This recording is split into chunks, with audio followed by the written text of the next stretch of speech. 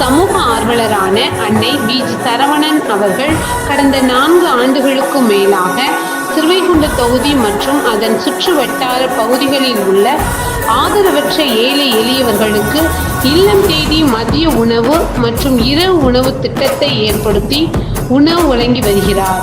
இந்நிலையில் தமிழக வெற்றிக் கழகத்தின் 5 பெரும் கொள்கை தலைவர்களில் ஒருவரான சமூக ஆர்வலர் அஞ்சலை அம்மாளை கொள்கை தலைவராக அறிவித்ததன் ஏற்பால் தமிழக வெற்றிக் கழகத்துடன் இணைந்து தமிழக வெற்றிக் கழக தலைவர் தளபதி திரு விஜய் அவர்களின் ஆசையுடன் கழக பொதுச் செயலாளர் அண்ணன் புசியன் ஆனந்த் அவர்களின் வழிகாட்டுதலின்படியும் 1000வது நாள் மதிய உணவு மற்றும் இரவு உணவு திட்டத்தை தமிழக வெற்றிக் கழகத்துடன் இணைந்து வழங்கி வருகிறார்.